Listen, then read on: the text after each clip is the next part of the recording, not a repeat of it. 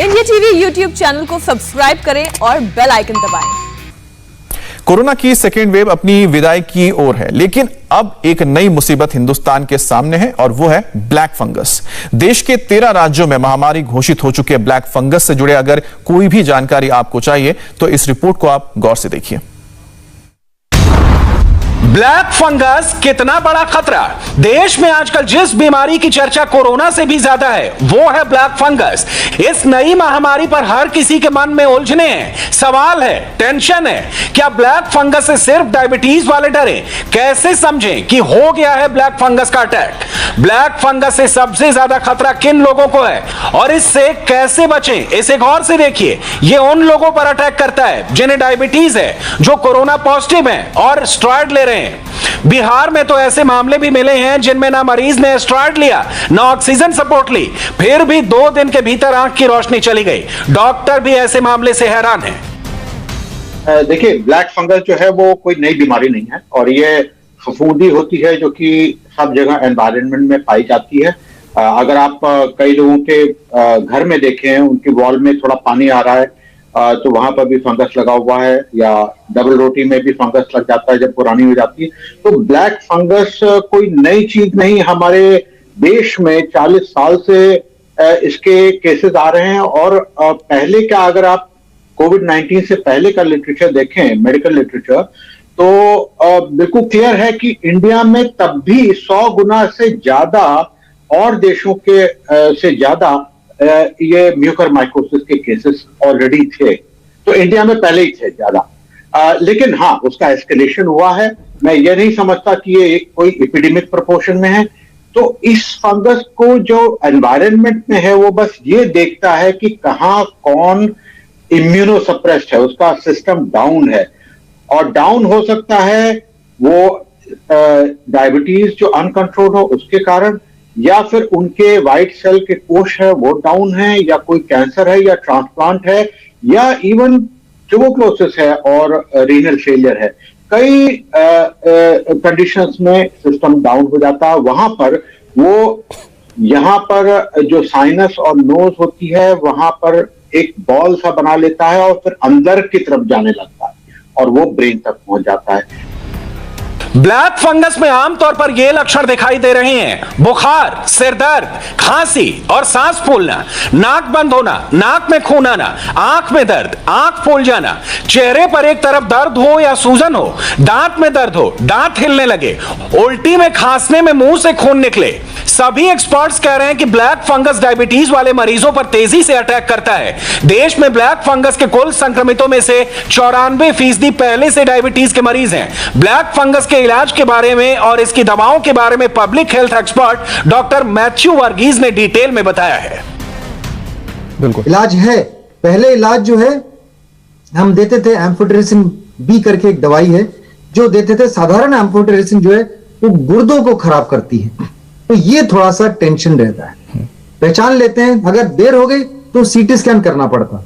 CT scan करके हम पहचानते हैं कि ये साइनसेस बंद हैं। लेकिन देर में क्या खतरा है? ये जो है, आंखों में अगर सूजन आ जाए, मैंने पहले नहीं बताया, क्यों नहीं बताया, वो देर का लक्षण है। अच्छा। क्यों, कब होता है आंखों में सूजन? ये साइनस से हड्डी को पार करके हमारे आंख के नीचे आ जाता है, तब आंखें सूजती हैं। और हड्डी को पार करके हमारे साइनस से जो खून की नस है उससे जरिए ब्रेन के अंदर पहुंचता है। एक कैवर्नस साइनस बोलते हैं, खून का गुच्छा होता है, वहां पहुंच जाता है और वहां खून को जमा देता है। वो जब ये होता है तो हमारा धुंधलापन आंखों में हो जाता है, आंखें खराब हो जाती है। आप इसके लिए वेट करोगे तो बहुत देर हो जाती है। ऐसे मौके पे मरीज आम तौर पे, हम जैसे बोलते हैं, मोस्ट लाइकली टर्मिनल होते हैं और इनको मुश्किल होता है। तो इलाज के लिए पहली चीज हमें पहचान है। दूसरी चीज, अगर पहचान कर ली तो दवाई है एम्फोटेरिसिन बी। तो गुर्दे ना खराब हो, उसकी एक नई एम्फोटेरिसिन आई है, लाइपोसोमल एम्फोटेरिसिन बी, थोड़ी महंगी होती है। अब जैसे आप देखते हैं, जैसे ऑक्सीजन की किल्लत हुई वैसे इस दवाई की भी किल्लत हो रही है, तो सब जगह इसकी अवेलेबिलिटी कम हो गई। तो अब क्या है, सरकार ने अच्छा किया है कि केवल अस्पतालों को ही दी जाएगी, बशर्ते आप अस्पताल से एक फॉर्म भरवा के अस्पताल से सरकारी कार्यालय में भेजा जाए।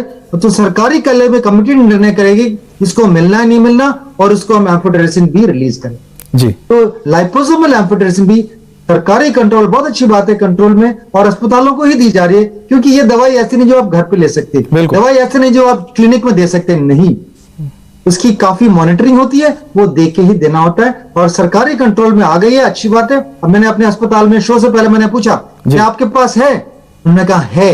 कितने की है? 7,000 के करीब की है, जो कि एमआरपी के हिसाब से मिलती है, मैक्सिमम रिटेल प्राइस के हिसाब से 7,000 के करीब है। 19-20 ऊपर नीचे हो सकता है, लेकिन बशर्ते आपने फॉर्म भरा हो, बशर्ते आपने फॉर्म भर के सरकारी कमेटी को डिपॉजिट कराओ, वो अप्रूव करके आपको देंगे, तभी हम रिलीज कर सकते हैं, क्योंकि सारे जो इसकी स्टॉक है उसकी आंकड़े हमें सरकार को पेश करनी है। ब्लैक फंगस या कहें म्यूकरमाइकोसिस को लेकर देश में इतनी दहशत क्यों है? तो वो इसलिए क्योंकि ब्लैक फंगस के 8,000 से ज्यादा केस मिल चुके हैं। महाराष्ट्र में ब्लैक फंगस के अब तक 2,000 केस सामने आए हैं, जिनमें 90 मरीजों की मौत हो गई।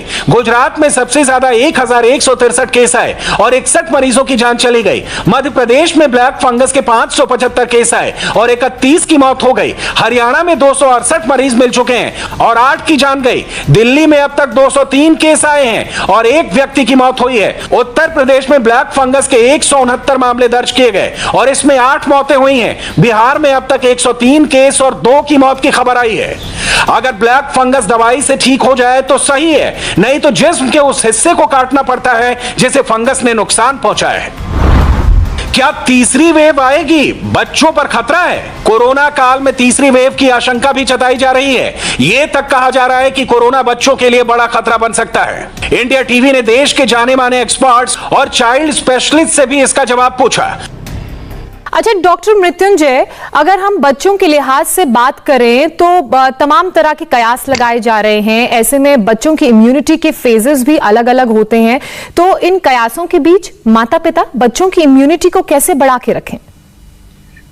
देखिए, इम्यूनिटी के लिए बच्चों में जो नॉर्मली हम करते हैं वही हमें इस समय भी करना है। उन्हें प्रॉपर न्यूट्रिशन दीजिए, प्रॉपर हाइड्रेशन दीजिए।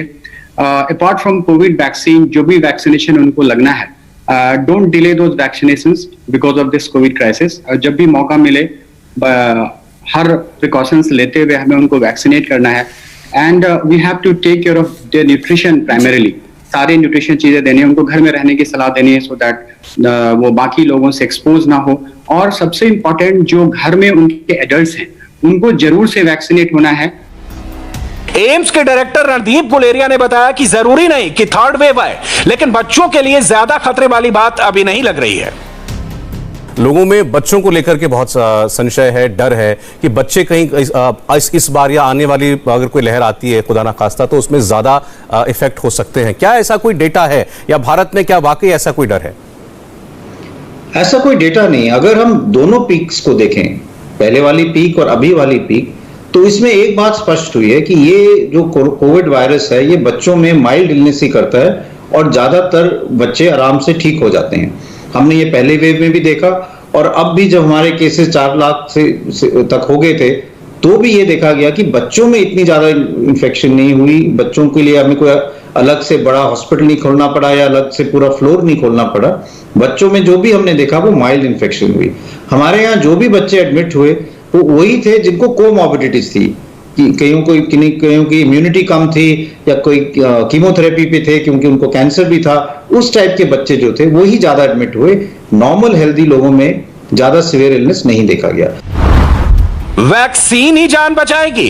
कोरोना की कई वैक्सीन दुनिया में आ चुकी है। भारत में 3 वैक्सीन अभी मौजूद है। वैक्सीन को लेकर भी लोगों के मन में कई सवाल हैं, खासकर गांव के लोगों में, कि कोविन ऐप पर कैसे रजिस्ट्रेशन करवाएं, कहां जाएं, कैसे टीका लगाएं, क्या दस्तावेज लेकर जाएं। वैक्सीन को लेकर बनी केंद्र सरकार की कमेटी के चेयरमैन डॉक्टर आरिश शर्मा भी आए। उन्होंने आसान शब्दों में बताया कि कैसे वैक्सीन लगवाई जाए।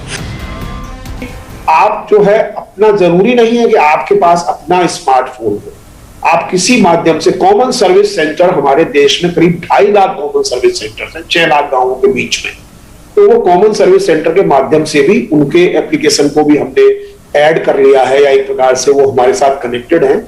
वहां पर भी उनका रिजर्वेशन हो रहा है। तो लोग जाकर के अपने गाँव के पास में ही नॉर्मल रहता है ये पंचायत हेडक्वार्टर में, वहां जाकर के अपना कोविन का उसमें उनसे उनसे मदद ले सकते जी। हैं। तीसरी बात, अपना कोई पड़ोसी है उसके स्मार्टफोन से मदद ले सकते हैं। डॉक्टर आरिश शर्मा ने यह भी बताया कि रूस से आए टीके स्पुतनिक को कैसे लगवाया जा सकता है और कोविन ऐप के जरिए कैसे यह संभव है। कि अब प्राइवेट अस्पताल खुद वैक्सीनेशन करेंगे और वैक्सीन भी अब 3 हो जाएगी, क्योंकि बहुत जल्द हमें स्पुतनिक वी भी मिलने जा रहा है। तो ऐसे में प्राइवेट अस्पताल में जो लोग अपना वैक्सीनेशन कराने जा रहे हैं वो कोविन का इस्तेमाल कैसे करें, प्राइवेट अस्पताल उसको कैसे लिंक करेंगे। और उसके साथ साथ जब हम स्पुतनिक के ऑप्शन को देखते हैं तो अभी तक हमारे पास 2 ऑप्शन थे, अब 3 हो जाएगा। तो ये तय कर पाना हमारे लिए कितना आसान या मुश्किल होगा? देखिए, अभी बहुत अच्छा सवाल आपने पूछा है। स्पुतनिक जिस दिन मंजूरी सरकार ने दी और जिस दिन से बात चली कि स्पुतनिक अब आ रही है, हम लोगों ने उसी दिन से अपने पोर्टल में स्पुतनिक दवा को ऐड कर दिया। पहली बात। दूसरी बात यह है कि जो हॉस्पिटल हमारे प्लेटफॉर्म पे हैं वो सारी की सारी कौन सी वैक्सीन लगा रहे हैं, कितने पैसे में लगा रहे हैं, उनका टाइम टेबल क्या है, ये सारी की सारी सूचनाएं हमारे पोर्टल पर उपलब्ध है। ये बात सही है कि कुछ हॉस्पिटल्स या कुछ जो कॉर्पोरेट ग्रुप्स हैं उन्होंने अपने एम्प्लॉइज के लिए अगर कोई कैंप लगाते हैं वो, तो उस स्थिति में उनको उस इंफॉर्मेशन को पब्लिकली डिस्प्ले करने की आवश्यकता नहीं है, क्योंकि वो अपने एम्प्लॉइज के लिए उनका जो कैप्टिव ऑडियंस है एक प्रकार से। लेकिन जो सूचना पब्लिक को मिलती है वो पब्लिक को पूरी तरह से मिलती रहेगी। इस समय देश में 19 करोड़ 50 लाख वैक्सीन डोज दी जा चुकी है। पिछले 24 घंटों में 16 लाख डोज दी गई हैं।